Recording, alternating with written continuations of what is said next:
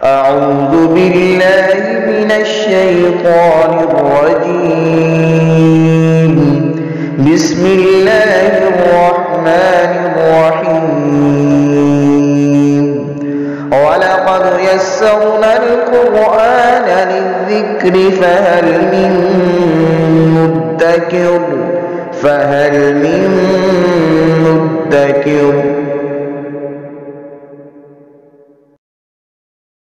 بسم اللہ الرحمن الرحیم۔ سورہ مائدہ کی 17 نمبر آیہ مبارکہ ہے۔ تیسرا رکوع ہمارا سورہ مائدہ کا چل رہا ہے۔ اعوذ باللہ من الشیطان الرجیم، بسم اللہ الرحمن الرحیم۔ لقد کفر الذین قالوا ان اللہ هو المسیح ابن مریم قل فمن یملک من اللہ شیئا ان اراد ان يهلك المسيح ابن مریم وامه ومن في الارض جميعا ولله ملك السماوات والارض وما بينهما يخلق ما يشاء والله على كل شيء قدیر۔ اہل کتاب نے جو کوتاہیاں کی اور غلطیاں کی وہ تورات میں اور انجیل میں تحریف کرنا بھی تھی۔ تورات اور انجیل کو تبدیل کر لینا، اس کے معانی، مفاہیم، الفاظ کو تبدیل کر لینا، جو انبیاء تشریف لائے ان کی بے ادبی کرنا، بلکہ انہیں قتل تک کرنے کی کوشش کرنا۔ اور یہ جملہ غلطیاں، خطائیں ہم نے پیچھے پڑھیں، سورہ بقرہ میں بھی ذکر ہوا، اس کے بعد سورہ آل عمران، نساء، اور اب سورہ مائدہ کے اندر بھی اس بات کا ذکر فرمایا جا رہا ہے کہ ان کی غلطیاں، کوتاہیاں جو پچھلے رکوع میں ہم نے پڑھی اور اس رکوع کے آغاز میں پڑھی، اللہ تبارک و تعالیٰ کی پکڑ کے لائق تھیں، اور وہ جن چیزوں سے اللہ نے برملا منع فرمایا تھا ان چیزوں کا وہ ارتکاب کرتے تھے۔ سب سے بڑا گناہ اور سب سے بڑی کوتاہی انسان کی یہ ہے کہ وہ اللہ تبارک و تعالیٰ کی ذات میں کسی کو شریک ٹھہرائے، شرک میں مبتلا ہو جائے۔ شرک میں مبتلا ہو جانا سب سے بڑی انسان کی غلطی ہے،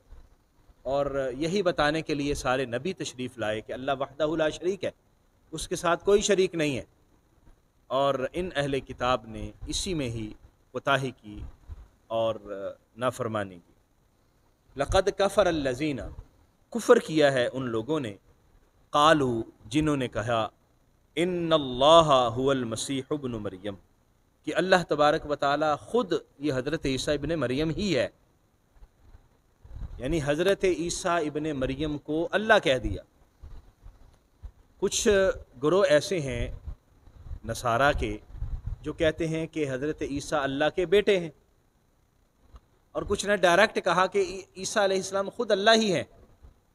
اور یہ مختلف گروہ ہیں جن کے مختلف عقائد ہیں۔ حضرت عیسیٰ علیہ السلام کو بھی اللہ کا بیٹا مانا، اور حضرت جبریل کو بھی اللہ کا بیٹا مان لیا۔ اسی طرح 3 خداؤں کے عقیدے کے قائل ہو گئے،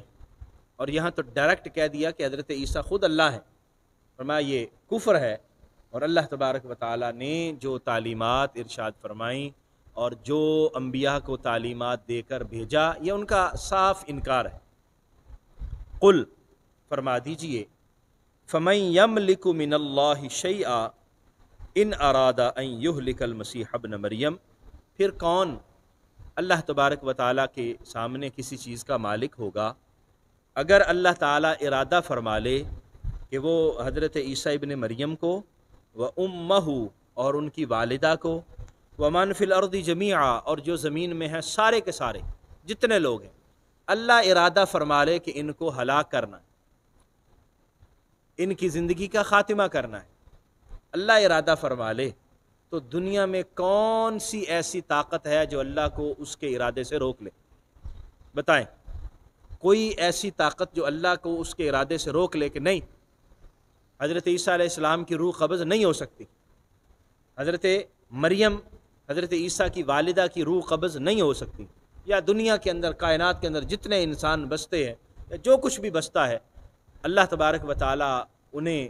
ہلاک کرنے کا ارادہ کرے اور کائنات کی کوئی طاقت اس کو روک لے، جب نہیں روک سکتی اور واقعتاً نہیں روک سکتی تو پھر جان لینا چاہیے کہ اللہ تبارک و تعالیٰ ہی کائنات کا خالق و مالک ہے، وہ اس کی مرضی کے مطابق ہی سارا انتظام چلتا ہے۔ اگر حضرت عیسیٰ علیہ الصلاۃ والسلام یا حضرت عیسیٰ کی والدہ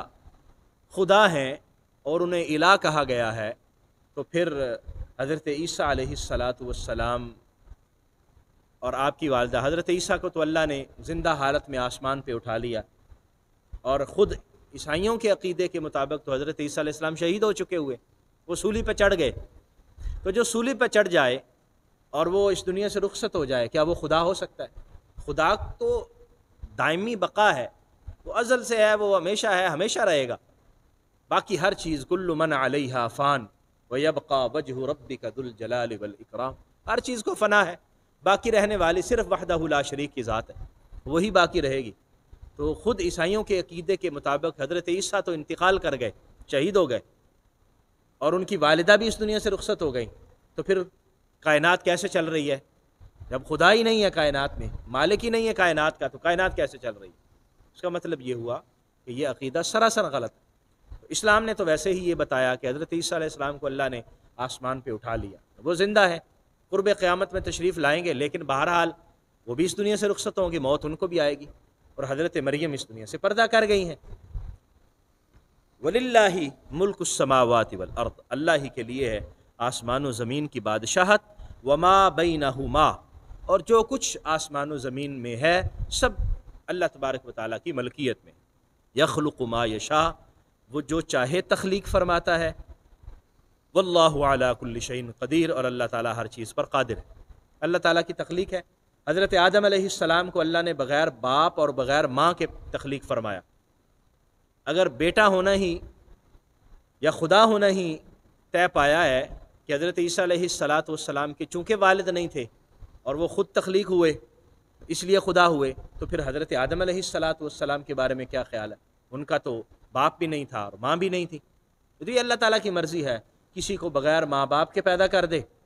کسی کو بغیر باپ کے پیدا کر دے، اور کسی کو بغیر ماں کے پیدا کر دے، اس کی مرضی ہے، جیسے چاہے تخلیق فرمائے۔ وقالت اليہود والنصارى نحن ابناء اللہ واحباؤہ، یہود اور نصارہ یعنی یہودیوں اور عیسائیوں دونوں نے کہا کہ ہم اللہ تعالیٰ کے بیٹے ہیں اور ہم اللہ تعالیٰ کے محبوب ہیں۔ اللہ کے بیٹے اور اللہ کے محبوب، یا تو ڈائریکٹ یہ کہا کہ ہم اللہ کے بیٹے ہیں، اور جس طرح حضرت عیسیٰ علیہ السلام کو اللہ کا بیٹا کہا وہ ایک علیحدہ سے عقیدہ ہے۔ یہ ابن اللہ کہنے کا مطلب ان کا یہ تھا کہ ہم اللہ کے پیارے ہیں، اللہ کے چہیتے ہیں، اور جیسے ہم کہتے ہیں اللہ کے لاڈلے ہیں، جیسے کہتے ہیں وہ کرتا ہے، جو چاہیں کہیں، جو مرضی کریں، ہمیں کوئی پوچھنے والا نہیں، ہم چونکہ اللہ کے لاڈلے ہیں اور اللہ تعالیٰ کے پیارے ہیں اس لیے۔ قل، محبوب ان سے پوچھئے پھر، فَلِمَ يُعَذِّبُكُمْ بِذُنُوبِكُمْ، پھر اللہ تبارک و تعالیٰ نے تمہاری غلطیوں کی وجہ سے تمہیں عذاب کیوں دیا تھا؟ اللہ تبارک و تعالیٰ تمہیں عذاب کیوں عطا فرماتا ہے، کیوں دیتا ہے؟ تم جب غلطیاں کرتے ہو اور سرکشی کرتے ہو تو اللہ تمہیں عذاب بھی دیتا ہے۔ اور خود حضرت موسیٰ علیہ السلام کے زمانہ میں بھی ایسا رہا، انہوں نے کوتاہیاں کی، غلطیاں کی، مختلف طرح سے عذاب آتے رہے، کبھی خون کا عذاب، مینڈکوں کا عذاب، سورہ اعراف میں 9ویں پارے کے اندر یہ تفصیلات آئیں گی، مختلف طرح سے ان کی پکڑ بھی ہوتی رہی۔ تو آپ جو اتنے پیارے ہیں تو پھر عذاب کا شکار کیوں ہوئے؟ بل انتم بشر ممن خلق، بلکہ تم انسان ہو، اللہ تبارک و تعالیٰ کی تخلیق سے جو ایک مخلوق ہے وہ انسان ہے، اور تم بھی اسی طرح انسان ہو۔ انتم بشر یغفر لمن یشاء ویعذب من یشاء، اللہ جس کو چاہے گا بخش دے گا اور جس کو چاہے گا عذاب دے گا۔ وَلِلَّهِ مُلْكُ السَّمَاوَاتِ وَالْأَرْضِ وَمَا بَيْنَهُمَا، اللہ ہی کے لیے ہے آسمان و زمین کی بادشاہت اور جو کچھ اس کے درمیان۔ وَإِلَيْهِ الْمَصِيرُ، اور اسی کی طرف پلٹ کے جانا ہے، لوٹ کے اسی کی طرف جانا ہے۔ جن عقائد و نظریات کا اللہ نے حکم دیا ان کو اپنانے کا اللہ نے حکم دیا، انہی کو اپنانا انسان کو زیبا ہے، انہی کو اپنانے میں انسان کی بھلائی ہے اور اسی میں کامیابی ہے۔ یا اہل الکتاب قد جاءکم رسولنا، اے اہل کتاب، اے یہود و نصارہ، تمہارے پاس ہمارے رسول آ گئے ہیں۔ قد جاءکم رسولنا یبین لکم علی فترۃ من الرسل، جو تمہارے لیے کھول کے احکام بیان کرتے ہیں اس زمانے میں جس زمانے میں رسول نہیں آئے۔ حضرت عیسیٰ علیہ السلام نبی کریم صلی اللہ علیہ وسلم کے درمیان کا جو وقفہ ہے، جس میں تقریباً 600 سے کچھ سال اوپر نبی تشریف نہیں لائے، حضرت عیسیٰ علیہ السلام آئے اور پھر اس کے بعد نبی کریم صلی اللہ علیہ وسلم آئے، تو درمیان کو جو زمانہ ہے اس کو فترۃ الوحی کہا جاتا ہے، یعنی وحی رک گئی اور نبیوں کا سلسلہ ایک مرتبہ اللہ تبارک و تعالیٰ نے روک دیا، پھر حضور صلی اللہ علیہ وسلم تشریف لائے۔ فرمایا یہ جو سارا زمانہ ہے اس کے احکام بھی نبی کریم صلی اللہ علیہ وسلم بیان فرما رہے ہیں، اور جو تم نے غلط چیزیں درمیان میں ڈال لیں اور غلط چیزیں دین کے اندر رائج کر لیں، یہ ان کو بھی کھول کے بیان کر رہے ہیں، اور ساری کوتاہیوں کو کھول کے بیان کر رہے ہیں، تمہاری کوتاہیوں کو۔ ان تقولوا ما جاءنا من بشیر ولا نذیر، کہیں تم ایسا نہ کہہ دو کہ ہمارے پاس تو کوئی ڈرانے والا بھی نہیں آیا، من بشیر کوئی خوشخبری سنانے والا نہیں آیا، ولا نذیر کوئی ڈرانے والا نہیں آیا، یعنی ہمارے پاس کوئی بھی نہیں آیا جو ہمیں نیک اعمال کے بارے میں بتائے کہ تم نیک کام کرو گے اللہ خوش ہوگا، اللہ تمہیں جنت عطا کرے گا، اور کوئی ایسا بھی نہیں آیا کہ جو ڈرانے والا ہو اور ہمیں آ کے ڈر سنائے۔ فرمایا یہ تمہارا اعتراض باقی نہیں رہا، کوئی تم اللہ کی بارگاہ میں یہ نہیں کہہ سکو گے کہ ہمارے پاس تو کوئی بھی نہیں آیا۔ فرمایا فقد جاءکم بشیر و نذیر، اب تمہارے پاس خوشخبری سنانے والے بھی آ گئے اور اللہ کے عذاب کا ڈر سرانے والے بھی آ گئے، یعنی نبی کریم صلی اللہ علیہ وسلم تشریف فرما ہو، اور حضور کا جو اسم مبارک ہے ذاتی وہ اسم محمد ہے، اسم احمد ہے، اور حضور کے صفاتی ناموں میں سے بشیر اور نذیر بھی، یعنی خوشخبری سنانے والے اور نذیر ڈر سنانے والے۔ نبی کریم صلی اللہ علیہ وسلم نے آ کر ان لوگوں کو خوشخبری سنائی جو ایمان قبول کریں، شرک سے اجتناب کریں، اللہ تبارک و تعالیٰ کی اطاعت کریں، نبی رحمت صلی اللہ علیہ وسلم پر ایمان لے آئیں، ان کو خوشخبری ہے، اللہ تعالیٰ کی رضا کی خوشخبری، کامیابی کی خوشخبری ہے۔ جو نہیں مانیں گے، شرک میں مبتلا رہیں گے اور نافرمانی کرتے رہیں، ان کو اللہ کے عذاب کا ڈر ہے، وہ نبی کریم صلی اللہ علیہ وسلم نے پیغام پہنچا دیا۔ فرمایا اب تمہارا یہ بھی بہانہ قائم نہیں رہے گا کہ ہمیں تو کوئی بتانے والا ہی نہیں تھا، ہمیں تو کوئی صحیح اور غلط میں گائیڈ کرنے والا نہیں تھا۔ فرمایا نہیں، ہم نے اپنا نبی، اپنا رسول بھیج دیا، اور وہ بالکل واضح، یبینہ کا مطلب ہے بالکل واضح طور پر بیان کریں جس میں کوئی پوشیدگی نہ ہو۔ واللہ علی کل شیء قدیر، اور اللہ تبارک و تعالی ہر چیز پر قادر ہے۔ اللہ تبارک و تعالی نے ان آیات مقدسہ میں جو غلط عقائد و نظریات اہل کتاب نے اپنا لیے، پہلے عیسائیوں کا ذکر ہوا، پھر دونوں اہل کتاب یہود اور عیسائی دونوں کا ذکر ہوا کہ انہوں نے جو غلط عقائد و نظریات اپنا لیے، اللہ تبارک و تعالی نے اس پر سرزنش بھی کی اور ان کی غلطی کوتاہی کو بھی بیان کیا، اور یہ بھی ارشاد فرمایا کہ یہ اللہ تبارک و تعالی کا فیصلہ ہے کہ اس میں کسی کے ساتھ کوئی کمپرومائز نہیں ہوگا، شرک کرنے والوں کے ساتھ کوئی رعایت نہیں برتی جائے گی۔ اللہ تبارک و تعالی سورہ نساء میں بھی اس کا ذکر ہم نے پڑھا کہ فرمایا جو شرک سے بچے گا،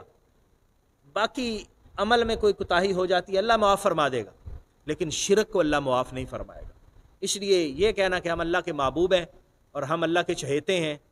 اللہ کے پیارے ہیں، جیسے مرضی کرتے رہیں گے اللہ کچھ نہیں کہے گا، فرمایا یہ اصول کے خلاف ہے۔ اللہ کے جو اصول اللہ نے قائم کیے ہیں اسی کے مطابق سارا نظام چلے گا، اور وہ بڑا اصول یہ ہے کہ سجدہ اسی کو ہے، عبادت اسی کی ہے، خدا رب اللہ وحدہ لا شریک جو کائنات کا پالن ہار ہے وہی ہے، اس کے علاوہ کوئی الہ نہیں ہے، اس کے علاوہ کوئی اللہ نہیں ہے، وہی وحدہ لا شریک ہے۔ اور باقی غلطیاں کوتاہیاں چھوڑ کر نبی کریم صلی اللہ علیہ وسلم کی اتباع کرنے والے کو ہی اللہ تعالیٰ کامیابی عطا فرمائے گا، اور اب جو ان کے رستے سے علاوہ کوئی رستہ تلاش کرے گا اس کے پاس کامیابی کا رستہ کبھی بھی نہیں آئے گا، اور نہ ہی وہ کامیابی کے رستے پر چل سکتا ہے۔ کامیابی کا رستہ صرف واحد رستہ نبی کریم صلی اللہ علیہ وسلم کی تعلیمات کی اتباع ہے، جو حضور نے قرآن کی صورت میں اور اپنے ارشادات کی صورت میں ہمیں عطا فرمائے۔ اللہ ہمیں عمل کی توفیق عطا فرمائے، آمین۔ وآخر دعوایا ان الحمد للہ رب العالمین۔